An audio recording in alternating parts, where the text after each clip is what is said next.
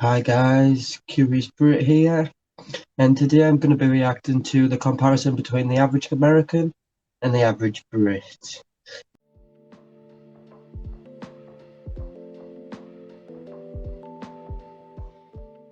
So you never miss an upload.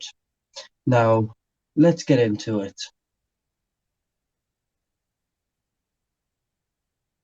Allies in the world today are the United States of America and the United Kingdom of Great Britain, with both countries considering their bilateral partnership to be the strongest of bonds. The British-American bloodline runs deep, with millions of Americans identifying themselves as having either English, Scottish, Welsh, or Scotch-Irish ancestry. Given these close ties, we thought it would be fun to compare these two powerful nations in this episode of the infographic show, The Average American versus the Average Brit.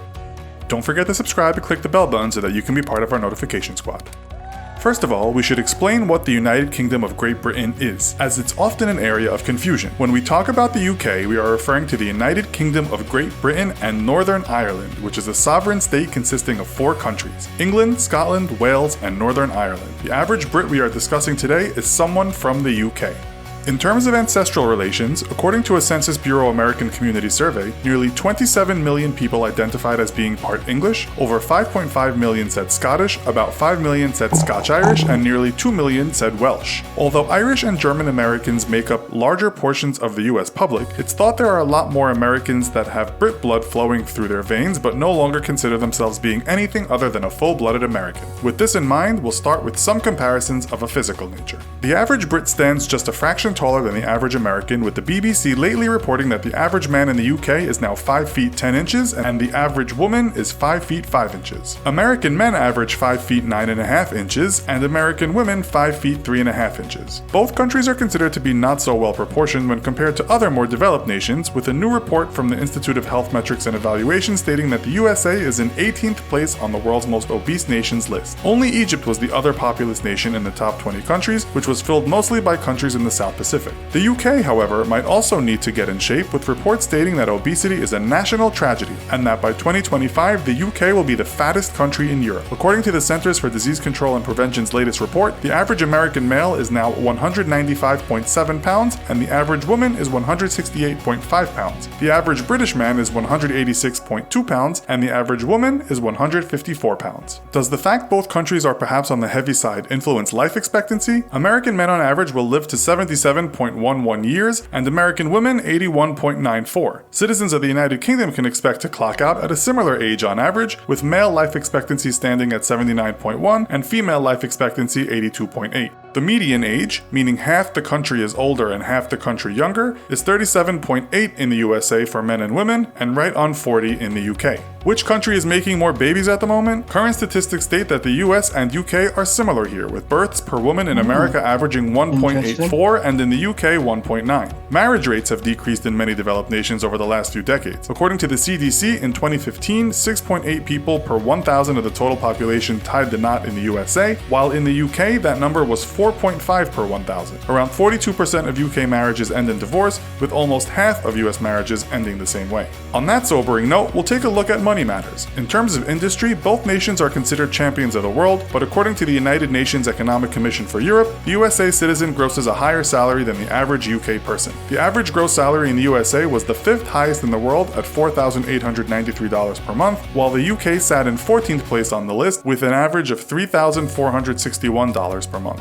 In terms of cost of living, Americans might need the few extra dollars, with one report putting the USA in 18th place in the world on a cost of living index and the UK in 29th place. We must also note that cost of living and wages can change dramatically from city to city. If we take a look at the economics Big Mac index, we find that the cost of a Big Mac in the US is $5.06, while the Brits only pay $3.73. At the same time, the index shows someone in London has to work on average 1 minute longer than someone in New York to buy the same burger. At the high end of the earnings scale, the US is home to the richest man on the planet, Microsoft co-founder Bill Gates, whose fortune amounts to around $87 billion. The richest person in the UK is actually listed as 2 brothers, who are part of the Hinduja family. Their net worth is around $16.9 billion, according to Forbes. In total, there are 134 billionaires based in the UK, according to the Sunday Times, while the USA has the most billionaires in the world at 565. What do Americans and Brits get for all their hard work? Well, the Brits don't work as hard, according to one study that divided the total number of hours actually worked by the average number of people in employment per year. The USA was 16th on the list at 34.40 hours per week, and the UK was 24th on the list at 32.25 hours per week. The Brits also get more time off, with workers by law given 5.6 weeks of paid vacation time per year. In the US, there is no such law, and paid time off is an agreement made between the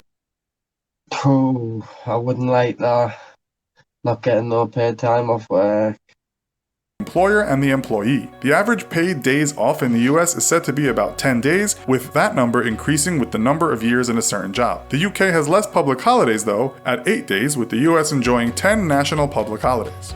Americans may work harder, but they also seem to be getting more for their buck. While the British public have been dealing with drastically increasing property prices, they also live in very small abodes. Studies have found that Britain's houses on average are some of the smallest in Europe at around 818 square feet. American citizens on average can enjoy much larger living areas, with the average house size being around 2,160 square feet. The US also has more in terms of vehicle ownership. America is third on the list of number of vehicles owned per 1,000 people, at 797, excluding motorcycles and anything else on two wheels. The UK lies in 34th place on the same list with 519 vehicles per 1,000 people. Rising property prices, expensive cars, what does this mean in terms of borrowing money? Household debt statistics, which is measured by all money owed to financial institutions, whether it be for a house or a BMW, has both the UK and the US in the top 10 countries of the world. For 2016, the UK was in 6th place on the household debt list and the US not far behind in 7th place. UK citizens looking for a higher education and a good start in life might also have to take on a lot of debt before they actually embark on a career. While much of Europe enjoys a free ride or low-cost higher education, England is now said to be the most expensive place in the world to get a college degree. The latest reports state UK nationals attending an English university can expect annual tuition to be $11,715 compared to the $9,410 Americans pay on average per year.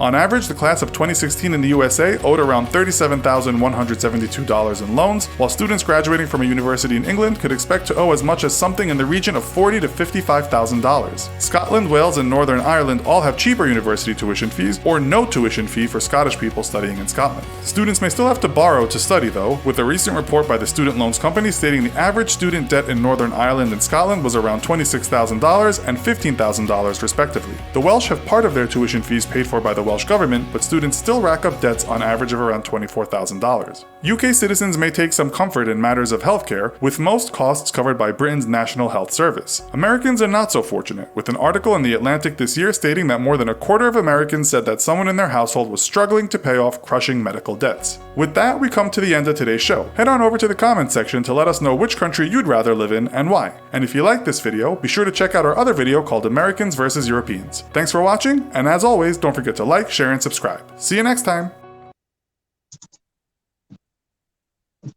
Well, that was interesting to see the comparison between the two. I really don't understand why there's no healthcare system in the US better than what there is, because it's absolute rip-off, but I'm just comparing that to what I know over here, which is the NHS. But yeah, but if you like the video, don't forget to give me a little thumbs up. Comment down below if there's anything you want me to react to in the future. Don't forget to subscribe, turn on those bell notifications. And until next time, I've been a Curious Brit. Goodbye.